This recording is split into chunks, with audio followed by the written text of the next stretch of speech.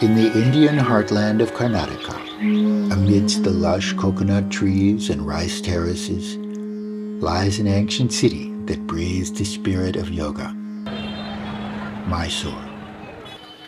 Our journey continues as we explore the untold chapters of Mysore's rich yoga heritage.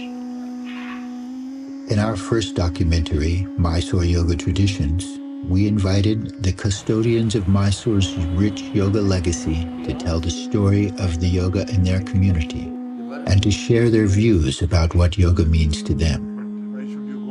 We interviewed elders, scholars, spiritual leaders, and even the Queen of Mysore herself.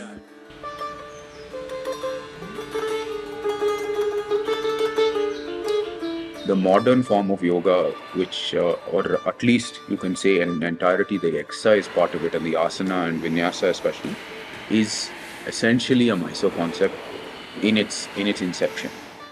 It was, of course, taken to Pune by V.K. Sangara, etc., and all of them, and propagated further and built up from there.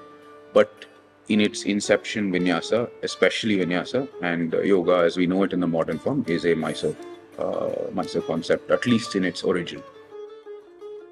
Behind the scenes of the yoga of Mysore stands an ancient yoga tradition and a silent force in the background which has illuminated the path for generations. The royal family of Mysore. Yoga is propagated in 1920 because of these Maharajas. So Maharajas of Mysore, he is very much interested in all the philosophies, arts, music and other things also. That's why he tried level best to propagate yoga. The world reveres Sri Tirumalai Krishnamacharya as the father of modern yoga. But little is known about his tradition outside of the asana practices which he taught. In the sequel to our journey into Mysore's yoga tradition, we will explore the ancient ties that bind Mysore's great kings to the yoga tradition, which has existed for over 1,000 years.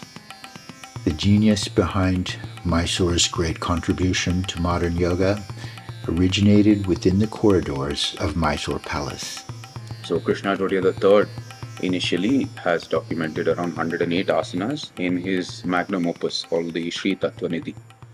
And that is where you'll find the initial 108 asanas, which also Sri Krishnamacharya referred to and was his basis for a lot of what he taught at the Banaras Hindu University. We will travel back in time, discovering the sacred alliance between the royal family of Mysore and its yogic sages.